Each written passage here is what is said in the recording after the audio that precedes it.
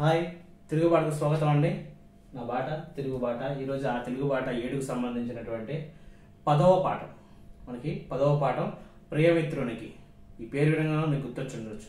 దీని ప్రక్రియ ఏంటో, ఇదేంటో మీకు అర్థమైపోయి ఉండాలి. ప్రియమిత్రునికి 10వ పాఠం పేరు. నెక్స్ట్ దీని యొక్క ప్రక్రియ చెప్పాల్సిన అవసరం ఉంది. లేఖ, ఇతివృత్తం, మానవీయ విలువలు. మనం గత వీడియోలో చెప్పుకున్నాం కానీ అక్కడ పద్యము నైతిక విలువలు వచ్చాయి. ఇక్కడ మానవ విలువలు వచ్చాయండి. మానవీయ విలువలు. ఈ మానవీయ విలువలతో ఒక లెసన్ కూడా ఉందన్నమాట 6th క్లాస్లో. అదొకసారి అదేంటో నాకు కామెంట్ సెక్షన్లో కామెంట్ చేయండి. నెక్స్ట్ దీని యొక్క కవి ఎవరంటే సూర్యదేవర సంజీవదేవ్. సూర్యదేవర సంజీవదేవ్ గారు అండి. ఈయన చాలా ఫేమస్ పోయిట్ అండ్ కవి మరియు చిత్రకారుడు, గొప్ప చిత్రకారుడు అండి సూర్యదేవర సంజీవదేవ్ గారు. మన కవి కూడా ఆయన అండి. ప్రియమిత్రుడికి లేఖ రాసింది ఈయనేనండి. మన ప్రియమిత్రుడికి సూర్యదేవర సంజీవదేవ్ ప్రియమిత్రుడికి అనేది లేఖ రాశారండి, గుర్తుపెట్టుకోవాలండి. నెక్స్ట్ ఈయన రచనలు వచ్చేసరికి లేఖల్లో సంజీవదేవ్. లేఖల్లో సంజీవదేవ్ అంటే దీని నుంచి తీసుకున్నారండి ఈ పాఠాన్ని. ప్రియమిత్రుడికి అనే పాఠాన్ని లేఖల్లో సంజీవదేవ్ నుంచి తీసుకోవడం జరిగింది. ఇక రెండవ రచన రసలేఖ. రసరేఖ.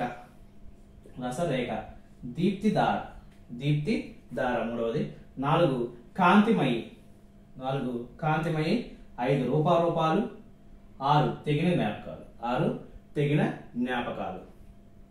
చూడండి ఇక్కడ లేఖల్లో సంజీవదేవ్, రసరేఖ, దీప్తిధార, కాంతిమయి, రూపారూపాలు, తెగిన జ్ఞాపకాలు.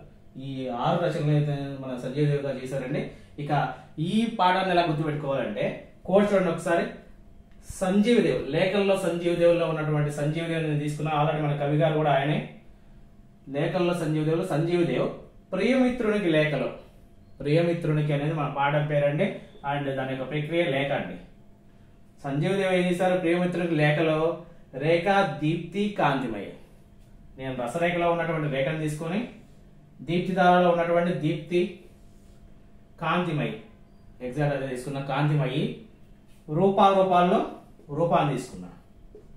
రూపాల్లో రూపాన్ని తీసుకున్నాను. సంజీవదేవ్ ప్రియమిత్రునికి లేఖలో రేఖ, దీప్తి, కాంతిమయ రూపాలతో ఉన్న జ్ఞాపకాలు తెగిపోయాయి అని రాశారు.